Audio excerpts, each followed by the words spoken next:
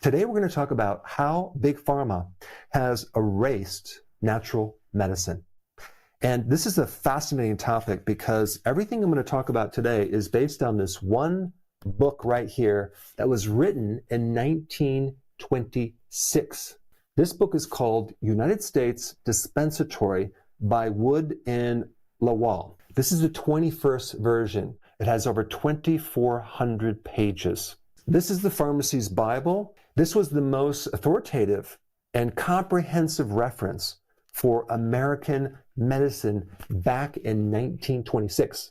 75% of all the remedies back then were natural, based on herbs, plants, animal extracts, minerals.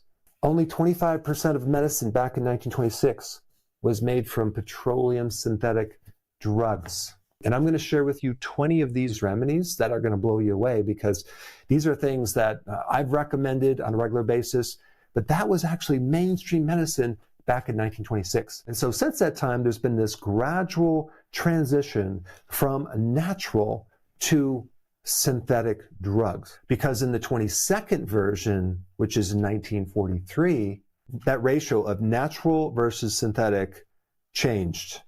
Only 50% of all the remedies were natural, and other half was synthetic. And then we get to 1955 in the 25th edition of this book, and now we have only 25% of the solutions being natural, and then the other 75% being synthetic drugs from petroleum. Now, I'm not going to get into too much of the motive, Big Pharma becoming greedy, and how the Rockefellers and the Carnegie family worked together to create this Flexner report, which then infiltrated all the medical schools and then made this transition to upgrading medicine to a whole new field, which is pharmacology. So I don't want to get into that, but I think what I will say is history tends to repeat itself with so many different things. Starts off good, and then slowly it becomes infiltrated by something else. We went from hundreds of diagnoses to now we have thousands of diagnoses and thousands of treatments and all these different specialties, and they're all siloed, right? You go to a GI doctor for your digestive problem, and they do a test and they find you have an ulcer. They give you a diagnosis, they give you a treatment. Go to the pharmacy, get your prescription, and then you're rechecked over time. By the way, there's a huge difference between natural remedies and drugs, obviously, because drugs really are powerful, but they only inhibit one thing, like one enzyme, whereas natural things do a lot more. They're not as powerful, but they do multiple things. We have this thing called the advancement of medicine, and sometimes people think about this advancement as more wise. But is it really more wise? We kind of invalidate the wisdom of the past. And like, that's old stuff. Science is where it's at right now, because now we have more science, we have more medical advancements, and all that old stuff is like folklore, snake oil, quackery. Yet at the same time, a lot of drugs are derived or modeled from these natural remedies. Are we really going in the direction of more wisdom, or are we going away from more wisdom when you have these natural remedies that have been around for hundreds or thousands of years that have stood the test of time? I always hear the argument of, well, there's no research in that natural remedy. Well, if there's no money in it, who's going to fund the research? 80% of all research is from Big Pharma. They create something called iatrogenic diseases, which are basically side effects from medication or medical procedures. In some cases, there's something called polypharmacy, where you have, especially people in nursing homes or assisted living, they're on like 10 or 20 or 30 or 40 different medications, right? And one of the biggest problems that I have is the omission of lifestyle changes. They're not looking at your food. They're not looking at your sleep. They're not looking at your stress level. They're not looking at your microbiome. They're not looking at the frequency of eating and the snacking and all these other things that are more going to affect the root cause of that problem. Instead, they look at the later dysfunction that occurs over time, and so then they treat that. They might do screenings every year, and then as soon as they pick up this dysfunction, and now they start treating it. So there's not a lot of prevention in healthcare, unfortunately. Now, full disclosure, I do sell supplements, and so I've been attacked in the past where people will say, oh yeah, Dr. Berg, you're just trying to make a lot of money. You're selling a lot of supplements, and that's why you're doing this. And my reply is, did you realize most of the supplement industry is controlled by big pharma? They own vitamin companies and also big food, the junk food industry, as well as the chemical companies. From my viewpoint, I think the quality is not that great. If you take a look at the #1 selling supplement in the world, it's owned by big pharma. It's a one a day. The first ingredient is calcium carbonate. That's limestone. And you have to realize that the first ingredient is usually the majority of the product. And even when you pick up the bottle, it's like heavy because of the amount of calcium carbonate. And it's filled with synthetics and fillers like maltodextrin and food coloring and flavorings. And so at the very least, I really give a crap about the ingredients in the supplements that I have. And I make sure there's no maltodextrin. I really put a lot of attention in making sure those ingredients are quality. The other thing that I hear a lot is supplements are not regulated by the FDA like drugs are.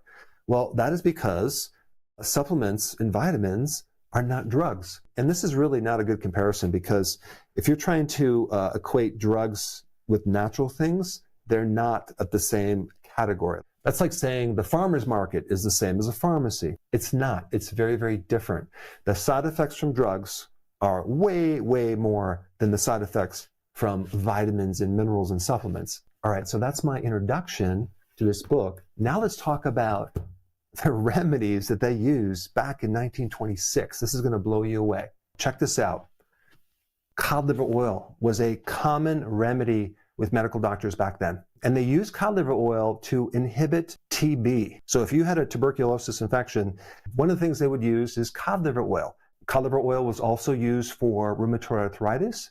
And now we know why, because of the high levels of omega-3 fatty acids, specifically EPA, which is a natural anti-inflammatory. They also use cod liver oil with calcium salts to help get rid of tetany, which is like this little twitch that you might have in different places in your body. And they use it for nerve pain, probably because of the anti-inflammatory effect. Let's talk about #2, nutmeg oil. This was used for certain psychotic problems. It was actually a narcotic until it was replaced with actual synthetic narcotics. #3, olive oil was used as a mild laxative for people with constipation. They also use olive oil for gallstones. Now, on one hand, that was pretty smart, because when you consume fat, you're going to create an increase in bile, and bile is going to help dissolve a stone.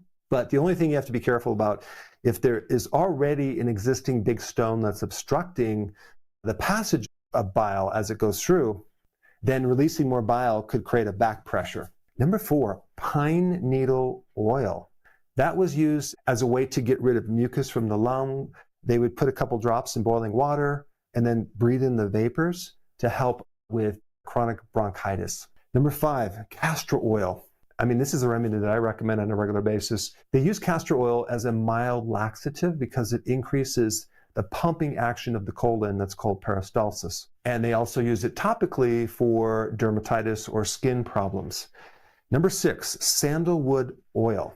This was used for gonorrhea, for bronchitis, bladder infections, because apparently it actually decreases E. coli and salmonella in the bladder. #7, sassafras oil. This is the stuff they make root beer from. But as a root, it's a very good antiseptic, especially for root canals. So apparently it's an antibacterial. #8, betaine hydrochloride. I was surprised to see this in there, but I wasn't really surprised because I knew this was a remedy that was used long ago. I recommend it for anything related to bloating, indigestion, acid reflux, heartburn, because it acidifies the stomach. It's a precursor for hydrochloric acid, and it also can help kill off microbes. But they used it back in the 20s as a way to help with indigestion and gastric problems. And then #9, pepsin. This is an enzyme, and they use that for digestive issues. And just as a side note, this enzyme won't work unless your stomach is really acidic, because enzymes are dependent a lot of times on the pH. Certain enzymes get turned on when it's more alkaline, and this one gets turned on when your stomach is majorly acidic to help you break down protein. #10, Lugol's iodine. I think they still use this in medicine for certain things to prepare for surgery, but back in the day, they used this for other conditions as well. Hyperthyroid conditions, as well as to protect the thyroid against radiation, because if you've been exposed to radiation, you want to take iodine to prevent the radiation from destroying the thyroid. Number 11, magnesium sulfate. This is Epsom salts. I mean, it's just wild that this was medicine back in the 20s. This was used to relax people, help them sleep, help with anxiety. It was used as a painkiller. It was also used for depression. And the thing I like about a lot of these remedies is they had very little side effects. Of course, this has been replaced by all sorts of medications. And then we get number 12, calcium chloride. This is something to help acidify the body. If the body is too alkaline, the person may have a tendency to get itching, or they might get allergies, or asthma might be triggered. So this is a good way to acidify the body to reduce those symptoms until you can really correct the cause of the body being too alkaline. And just as a side note, I typically recommend magnesium for those conditions. But when you put calcium in an acidic condition, sometimes calcium can also cause the relaxation of a muscle spasm. All right, number 13, liver extract for anemia, because it's so high in iron and B12, and it has the other cofactors all in one package. I mean, look what they have now. They have synthetic B12. They have types of iron that they give you that is just like not bioavailable. But when we're talking about anemia and liver extract, we're talking about heme iron and also a much better form of B12 that can actually address anemia. And then number 14, methylene blue, a lot. This was one of the first medications they came up with that was synthetic. And this is a synthetic dye, but it's very different than how they make dyes nowadays. So it's a completely different structure, and there's a tremendous amount of research on this. And they used it back then to shrink tumors. They used it for meningitis. They used it for bladder infection. They used it for gonorrhea. And apparently now it's kind of coming back, and a lot of people are using it. Methylene blue tends to help the mitochondria. So if there's mitochondrial damage, which is behind a lot of chronic illness, methylene blue can go in there and help to make it work a little bit more efficiently. Number 15, lithium carbonate. Now, this has been used for a long time. They still use it for bipolar, but back in the day, they had lithium springs. People would go there, just bathe in this water that had lithium in it, and they would feel more relaxed. And they even made a lithium water drink, and it was called lithiated lemon lime soda. And they had different rhymes about it. Take the ouch out of the grouch, because apparently when you have lithium in low dosages, it can actually help anxiety and depression. But in 1948, they banned lithium from these drinks, and so they took it out of this drink, and so they changed the name to 7-Up. The soda 7-Up used to have lithium in it. As far as the name 7 goes, there's speculation on where that came from. Some people say it was because on the periodic table, lithium had a weight of 7. Other people said it was because of the number of ingredients in that soda. But there's a lot of people now taking lithium orotate, which is in much smaller dosages than the lithium carbonate that they use in the medical profession, which is like 100 times more. So people take lithium to improve their mood. Number 16, Glauber's salt, and it's used as a laxative, something to purge toxins from your body. And then number 17, vitamin D, of course. Now, I have an older medical book from 1972 where they were using 280,000 international units of vitamin D3 for certain autoimmune conditions. Yes, that's right. And then in the next edition, it went down to like 600 IUs. Personally, I think there's been a lot of suppression of vitamin D, and I think that most people need at least 6,000 to 10,000 IUs on a daily basis just to maintain their vitamin D levels, especially when you understand how important vitamin D is for so many different things. Vitamin D helps bring your mood up. Vitamin D is essential for literally every part of your immune system. Vitamin D helps with lower back pain that can refer into your legs and your pelvis. And vitamin D is essential in women who are pregnant and little babies to prevent all sorts of dental malformations and structural problems too. Number 18, colloidal silver. Now I'm going to make a disclaimer right now because they took down all my videos on colloidal silver. I put them on Rumble.